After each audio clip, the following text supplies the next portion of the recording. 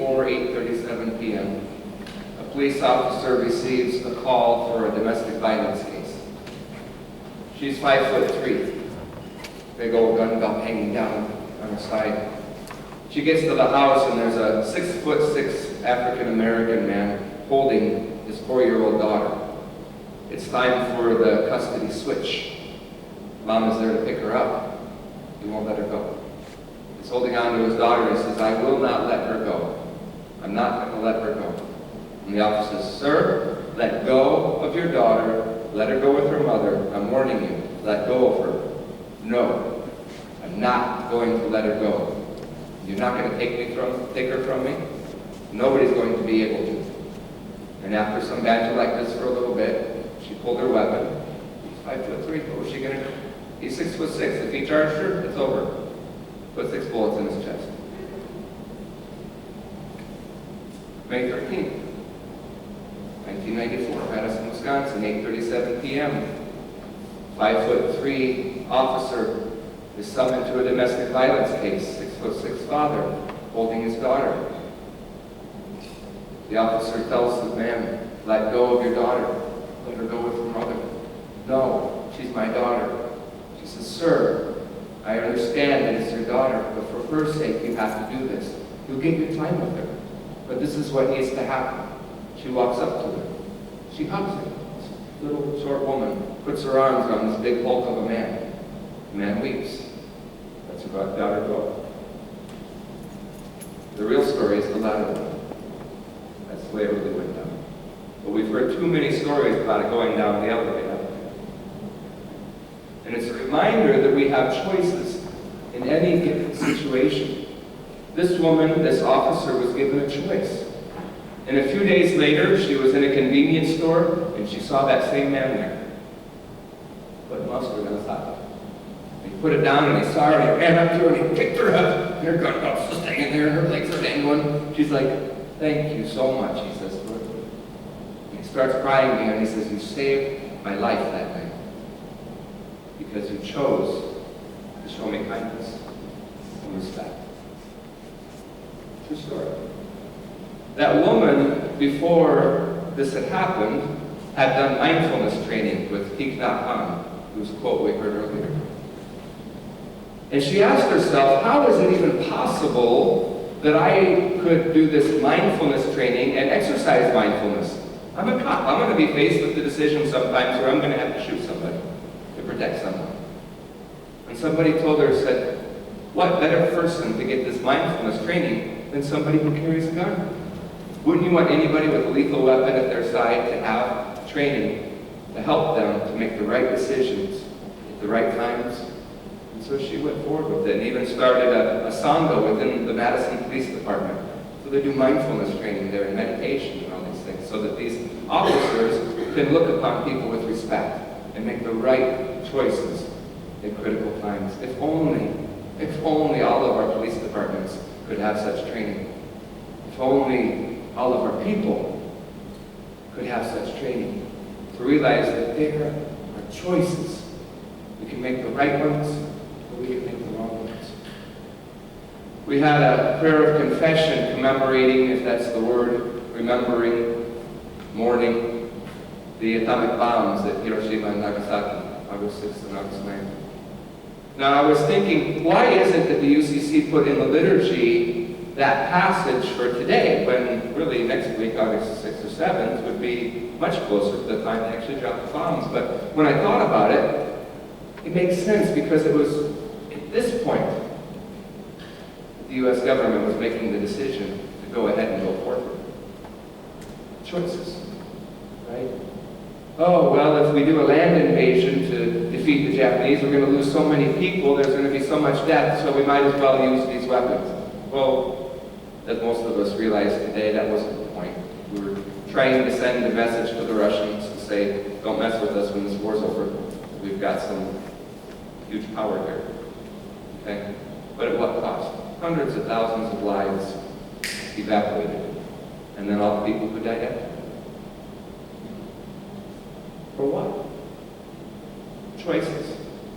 Those men sat there at that time, right around this time, 60-some years ago, 70, 71 years ago. They made the decision to annihilate human beings who had nothing to do with the war. Choices. Israel and Palestine, our government looks at them, and depending on what president or who's in power, makes choices of which ones we're going to side with. Junior high students have 10 or so friends, and they sometimes will even intentionally have friends of different ethnic and racial and cultural backgrounds. Right? They understand. I've got a group, a posse. It's diverse. But unfortunately, our government can't understand that we can play in the sandbox with more than one person. Right? Choices. We're always faced with choices, including about our finances. When we hear this passage from Luke, this parable, and it cracks me up to imagine. Imagine for a moment that Jesus is your financial planner. Good luck with that.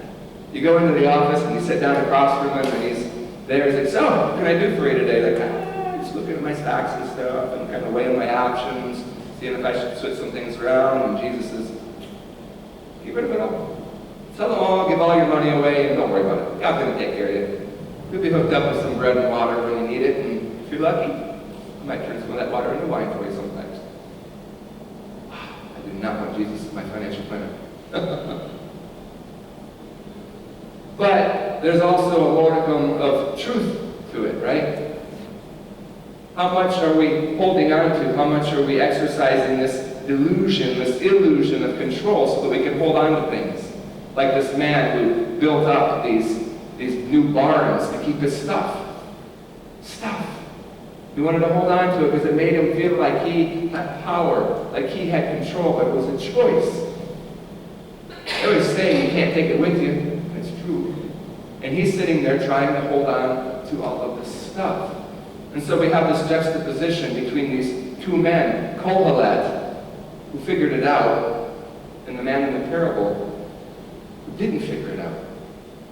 The only way he finally got it through his head was an interesting point. The only time in one of Jesus' parables where God speaks to the person in the parable. And God tells this man, you fool, you're going to die tonight. So what you going to do with all this?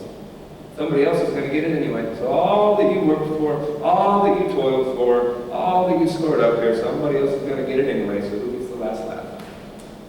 And it says, and maybe people will think that he was a generous man. He saved all this stuff up so that when he died, it would go to the community and people would be fed. Some might be misled to think so. And others are going to see the truth. That, well, there was nobody else for it to go to. So it naturally went to the community. But then there was Kohelet. Anybody realize who Kohelet is? So Kohelet's this man, Kohelet means teacher. Okay? So the teacher is teaching that vanity of vanities, it's all vanity. I'm going to work and work and work and work my rear end off, everything under the sun. I'm going to gather it in. I'm going to use the wisdom that God gave me so that I can benefit the people and benefit myself. But it's all going to be taken away from me in the end. That's the message of Ecclesiastes. It's so cheery. I love it. But it's so real. He says you are going to work your tail off your whole life, but then you're going to die. You're going to become worm food. And when you become worm food, other people are going to get your stuff. And your own kids are going to stab you in the back before you die and try to take your stuff before you die.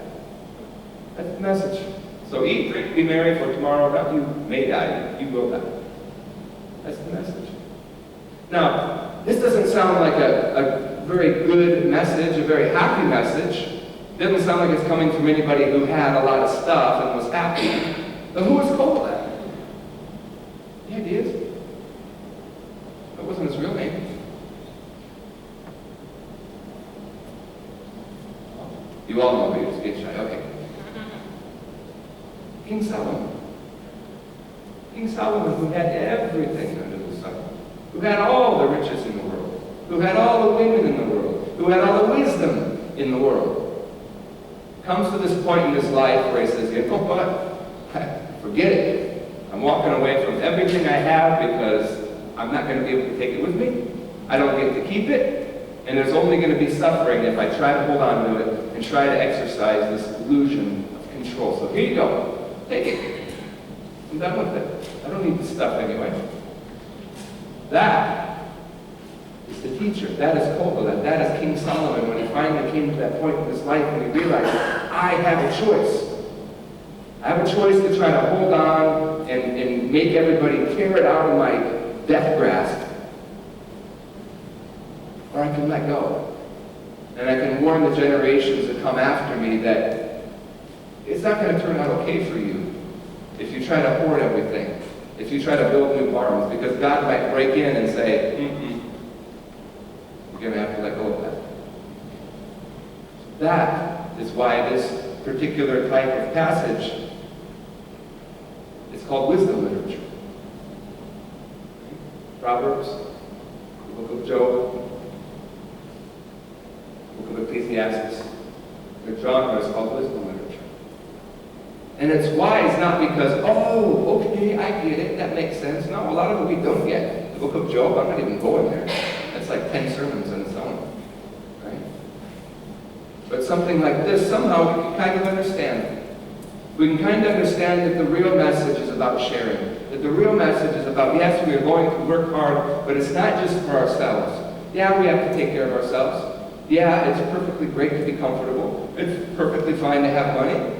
And it's wonderful to take care of your family, as we all should. But in the end, it's not ours. Uncle Sam's going to take a big chunk of it, and the rest of it is going to be, you have people duking it out for it. And that's what we have to keep in mind. So just as this man who built these big barns to keep all this stuff in, you think there weren't people outside of his farm or his land who were starving to death while he was just trying to figure out a way to hold on to more of it? That's the message. That's what Solomon is trying to teach us. That's what Jesus is trying to teach us. We have choices in every given situation. When it comes to fight or love, choose love. When it comes to hoard and hold on to or share, choose sharing. When it comes to death and annihilation or compassion, choose compassion. When we do, right before our very eyes, this world, this community, starting right here at this church, will be transformed. And someday some wise person will say, here is where it all started. Let it be so. Amen.